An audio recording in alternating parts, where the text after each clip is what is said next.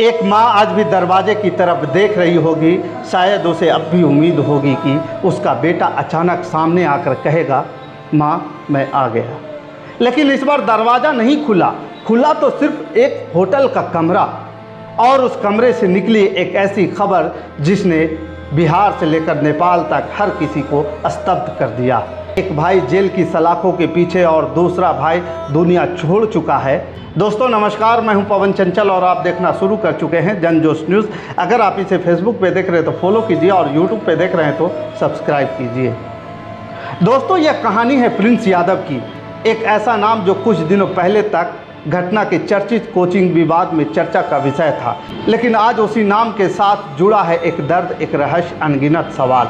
कहते हैं ज़िंदगी और मौत के बीच की दूरी सिर्फ एक सांस की होती है, लेकिन किसी ने नहीं सोचा था कि बिहार की धरती से नेपाल तक पहुंची यह कहानी अचानक इतना दर्दनाक हो जाएगी।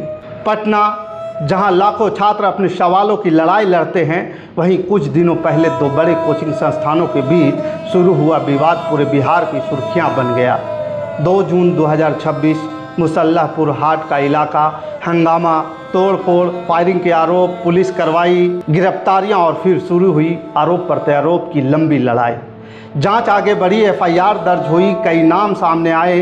इन्हीं नामों में से एक नाम था प्रिंस यादव का।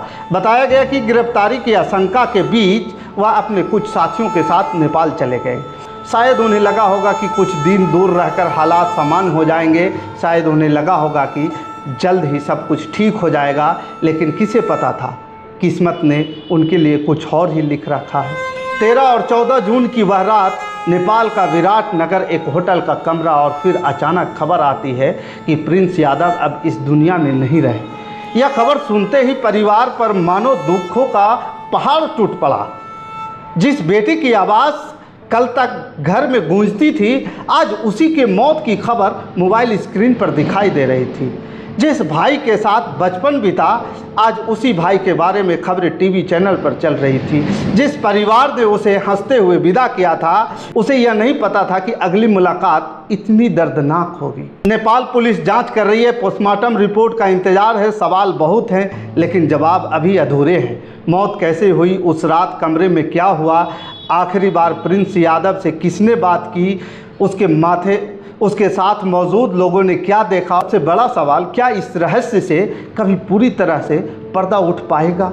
आज बिहार का हर व्यक्ति यही जानना चाहता है। लेकिन इस कहानी का सबसे दर्दनाक हिस्सा शायद यह नहीं है कि एक युवक की मौत हो गई।